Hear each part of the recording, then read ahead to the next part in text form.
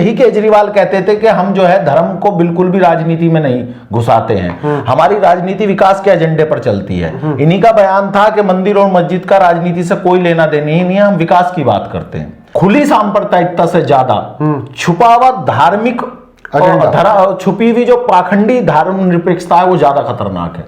नमस्कार, आदाब दोस्तों, हिंद वॉइस में आपका स्वागत है। मैं हूं इकराम। हमारे साथ है एनसीपी के राष्ट्रीय युवा सचिव एडवोकेट जाहिद ताज अली।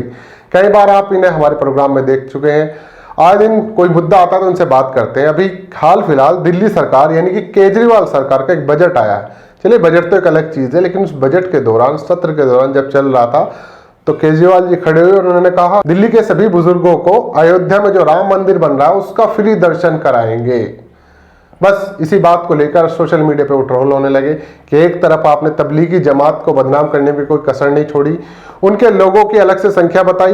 अब फिलहाल कोर्ट ने सबको बरी कर दिया है और सब सरकारों से कहा कि इनसे माफी मांगे। उसके बाद ये आज तक केजरीवाल सरकार जो है, खुद केजरीवाल तबलीगी जमात से जुड़े लोगों को एक बार भी बात नहीं की। हाँ, अयोध्या में जो मंदिर बन रहा है उसको लेकर फिर से एक ऑफर दे दिया ताकि आने वाले दिनों में, और अगले साल चुनाव है वहां पर नगर निगम के, तो उनसे वोट मिल सके। देखिए, मंदिर दर्शन करने जाए कोई बात नहीं, लेकिन उसका पॉलिटिकल जिस तरह से इस्तेमाल किया जा रहा है वो चीजें गलत है। सर, आप इस पर क्या कहना चाहेंगे, इस मुद्दे पर जो केजरीवाल जी ने कहा है? देखिए, सबसे पहले मैं इस बात को पूरी तरह से साफ करता चलूं जी कि देश में किसी भी व्यक्ति को जी धर्म के प्रचार प्रसार करने की अनुमति है, संवैधानिक अधिकार है उसका।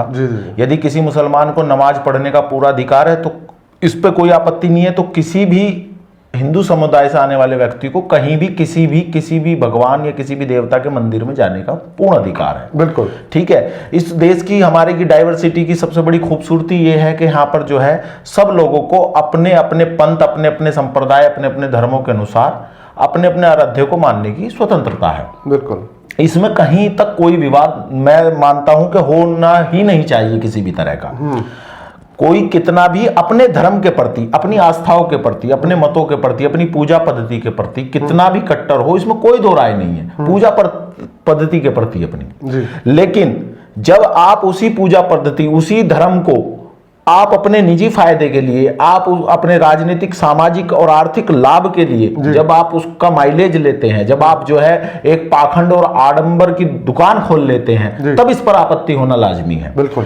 अब आते हैं केजरीवाल साहब पर। चूंकि केजरीवाल साहब ने बजट सत्र के दौरान ये कहा कि मैं दिल्ली के बुजुर्गों को अयोध्या में जो मंदिर बनने जा रहा है उसमें घुमाऊंगा, आपत्ति इस पे नहीं है कि उन्होंने ऐसा कहा। ठीक है, बुजुर्गों का और एक उम्र होती है कि उसके बाद तो व्यक्ति को लगता है कि भाई अब तो भगवान ही सहारा है। लोग मुस्लिम हो या हिंदू, मुस्लिमों में हज का एक वो है कि भाई एक उम्र पे जाने के बाद, हो जाने के बाद आदमी सोचता है कि हज कर ले जिम्मेदारियों से निपटने के बाद। हमारे हिंदू संप्रदाय में ये है कि भाई एक उम्र पे जो है आदमी धामों की यात्रा करता है, मंदिरों की यात्रा करता है, वो कोई दिक्कत नहीं है। दिक्कत क्या है? दिक्कत ये है कि यही केजरीवाल कहते थे कि हम जो है धर्म को बिल्कुल भी राजनीति में नहीं घुसाते हैं, हमारी राजनीति विकास के एजेंडे पर चलती है। इन्हीं का बयान था कि मंदिर और मस्जिद का राजनीति से कोई लेना देना ही नहीं है, हम विकास की बात करते हैं।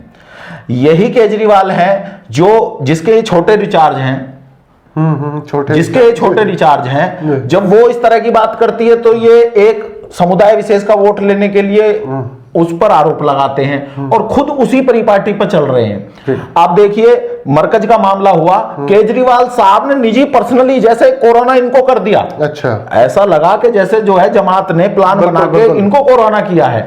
ये खुद उसमें पर्सनल आते थे, कोई मंत्री या इनका विधायक नहीं आता था, प्रेस कॉन्फ्रेंस खुद करते थे। पूरे जमात को इन्होंने बदनाम करने की कोशिश की, क्योंकि वहां पर इन्हें एक अलग संप्रदाय का पॉलिटिकल माइलेज लेना था। एक बहुसंख्यक वर्ग में जो एक अलग से, बहुसंख्यक वर्ग क्या, किसी भी वर्ग में एक समूह ऐसा होता है जो कहीं ना कहीं धार्मिक कट्टरता को राजनीति के साथ जोड़ के रखता है, और उसका जो पूरा सोच है, पूरी जो उसकी जो राजनीतिक समझ है, वो इसी के इर्द गिर्द घूमती है। तो केजरीवाल साहब जो ये बात कह रहे हैं बार-बार, मैं हमेशा कहता हूं कि केजरीवाल साहब सिर्फ दिल्ली के स्वयंभू ईमानदार मुख्यमंत्री नहीं है जैसा कि वो कहते हैं, वो बहुत ज्यादा शातिर राजनीतिक हैं। बहुत ज्यादा शातिर राजनीतिक है। आप दिल्ली दंगा देख लीजिए, आप सीए एनआरसी का मामला देख लीजिए, आप जो है अभी जिस तरह की परिपाटी का चलन उन्होंने दिल्ली में किया है, दिल्ली में जहर घोलने का जो काम बीजेपी कर रही है, उस जहर को स्प्रेड करने का काम अरविंद केजरीवाल कर रहे हैं, धीमी गति से कर रहे हैं। मैं तो यहां तक कहता हूं ये उनके सेफ्टी वॉल्व हैं, ठीक है। और केजरीवाल साहब ने हमेशा से ही किया, अभी दिल्ली दंगों के दौरान भी देखिए, और दिल्ली दंगों में इनके जो जिस तरह से पार्सलिटी इन्होंने की है, जिस तरह का मामला रहा है, उसके बाद कोर्ट ने तमाचा मारा है सभी के मुंह पर, जमात के लोगों को पूरी तरह से बरी करके, और ये कह के कि भाई इस तरह की बातें जो हैं स्वस्थ समाज में बिल्कुल भी स्वीकार्य नहीं है, जैसा कि हुआ, तबलीग को टारगेट बनाया गया, ये कड़े शब्दों में कहा, कड़े शब्दों में कहा। लेकिन केजरीवाल साहब एंड कंपनी, बल्कि यूं कह लीजिए केजरीवाल एंड गिरोह ने अब तक इस पर कोई माफी नहीं मांगी, किसी भी तरह की कोई माफी नहीं मांगी है। और मैं आपको बता रहा हूं कि केजरीवाल साहब इस रास्ते के जरिए जो जिस रास्ते पे वो चल पड़े हैं, जिस मंजिल को पाना चाहते हैं, उनकी कभी कामयाब नहीं होगी, क्योंकि इस खेल का जो सबसे बड़ा खिलाड़ी है उसको ये अचीव इसलिए नहीं कर पाएंगे क्योंकि खुद ये उसके सबऑर्डिनेट है। तो ये बहुत ही घटिया राजनीति है केजरीवाल साहब की। कोई भी वर्ग, कोई भी समुदाय इसको बर्दाश्त नहीं कर सकता। और कम से कम जो लोग देश के धर्मनिरपेक्षता पे, देश की जो है डाइवर्सिटी पे यकीन रखते हैं, वो केजरीवाल साहब की इन घिनौनी नीतियों को जान गए हैं। इनका जो है चेहरा पूरी तरह से उजागर हो। अच्छा, मोस्टली अभी तक ये देखा गया है कि जो ज्यादातर बुजुर्ग हैं, हिंदू जो हमारे बुजुर्ग हैं, बड़े बुजुर्ग हैं हमारे, वो तीर्थ यात्रा पे हरिद्वार जाते हैं, चार धाम जाते हैं, वहां जाते हैं, कैलाश यात्रा पे जाते हैं, या फिर वैष्णो देवी जाते हैं।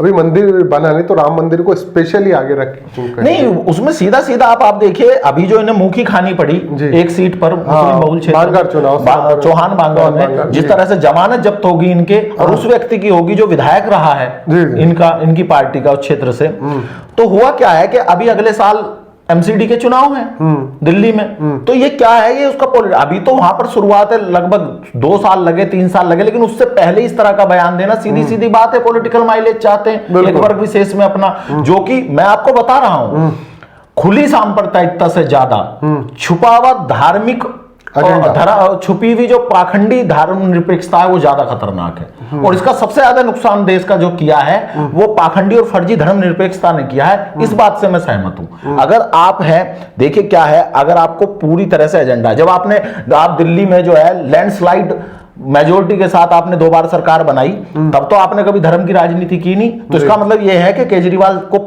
ये चाह रहे हैं, वो बीजेपी के पदचिन्हों पर चलना चाह रहे हैं, वो मोदी और शाह को अपना आइडियल मान चुके हैं कि अगर उनको आगे बहुत बड़ी राजनीति करनी है तो सिर्फ यही एक रास्ता बचा है, और वो रास्ता है अपीजमेंट का। जब मौका लगे तो आप मुस्लिम अपीजमेंट की सिर्फ बात करो मत। और मैं आपको खुलकर ये बात कह रहा हूं कि जो लोग हिंदू की या बहुसंख्यक की बात करते हैं वो भी सिर्फ अपीजमेंट ही कर रहे हैं, भला वो भी नहीं कर रहे हैं। जब भी किसी समुदाय की सिर्फ बात और अपीजमेंट की बात होगी, उस समुदाय का आप देखिए धरातल में जाना निश्चित है, क्योंकि अपीजमेंट की सिर्फ बातें की जा सकती है। अपीजमेंट को जो है कभी भी किसी भी तरह से बिल्ड नहीं किया जा सकता, ना आज तक किया है किसी ने।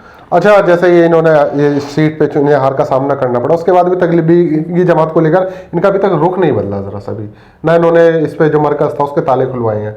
नहीं, मैं आपको बता तो रहा हूं, ये तो कुंठा, देखिए नहीं, क्योंकि थोड़ा खुश करने के लिए चलो। नहीं, मैं आपको बता रहा हूं, कांग्रेस वो सॉरी केजरीवाल जो हैं वो खुले तौर पर कहते हैं मैं आरएसएस का सिपाही रहा हूं। आपने उनकी वीडियो भी देखी है, सारा कुछ देखा है, आरएसएस का सिपाही रहा हूं। उन्होंने जो है 2014 के में जब मोदी जी का कैंपेन चल रहा था तो इन्होंने कहा था कि भाई देश में मोदी, दिल्ली में केजरीवाल। तो ऐसा नहीं है, इनका खुला एजेंडा। और ये जो मरकज के प्रति है, ये कोई राजनीतिक नहीं है। मरकज के प्रति तो ऐसा लगता है जैसे इनकी निजी खुन्नस है। तबलीगी जमात से तो इनका कोई पर्सनल जो है मामला है, इस तरह से प्रतीत होता है। वरना इनको माफी तो मांगनी चाहिए। और मुझे लगता है दिल्ली की जनता, दिल्ली का समाज और वो वर्ग जो सर आंखों पर बिठाता है, वो समाज कभी भी केजरीवाल को इसके लिए कभी माफ नहीं करेगा। जिस तरह से केजरीवाल ने अपने जो है चेहरे को सेकुलरिज्म की आड़ में जिस तरह से घिनौनी राजनीति दिल्ली में की है, वो बहुत ही दयनीय है, बहुत ही निंदनीय है, और इसकी हम घोर निंदा करते हैं। और राष्ट्रवादी कांग्रेस पार्टी की युवा शाखा का राष्ट्रीय सचिव होने के नाते हम ये बिल्कुल साफ कर देना चाहते हैं कि केजरीवाल साहब जैसे लोग आने वाले समय में, जो पार्टियां सेकुलरिज्म के रास्ते पर चल के जिन्होंने कुर्बानियां दी, ऐसे माहौल में जब कोई किसी की नहीं सुन रहा है, सिर्फ धर्म और जाति की बात जहां हो रही है, ऐसे माहौल में भी जो लोग आज भी अपने स्टैंड पर कायम, आज भी अपनी विचारधारा के प्रति प्रतिबद्ध है, वो विचारधारा जो देश के लिए अच्छी है, वो विचारधारा जो जनता के लिए अच्छी है, वो विचारधारा जो नौजवान, युवा और महिलाओं के लिए अच्छी है, उसके नाते और हम जो है पूरी तरह से केजरीवाल साहब को दिल्ली में बेनकाब करने की कोशिश कर रहे हैं और इंशाल्लाह आने वाले वक्तों में पूरी तरह से बेनकाब करके रहेंगे। बहुत बहुत शुक्रिया जय साहब, आपने बताया कि ये जो फिलहाल अभी इन्होंने कहा है इसका आने वाले दिनों में ये कितना माइलेज लेंगे। ख्याल धार्मिक एजेंडा उनका शुरू हो चुका है, वो बड़े सॉफ्ट तरीके से पब्लिकों को एक तरह से अपनी ओर खींचने की कोशिश कर रहे हैं, लेकिन उन्हें ये नहीं पता कि जो खेल के बड़े खिलाड़ी हैं उनके आगे शायद वो शायद ही टिक पाए। तो फिर किसी और एपिसोड में जय साहब से आपकी मुलाकात कराएंगे, तब तक आप हिंदुस्तान देखते रहें और वीडियो के नीचे जरूर कमेंट कीजिए कि कैसा लगा आपको ये प्रोग्राम।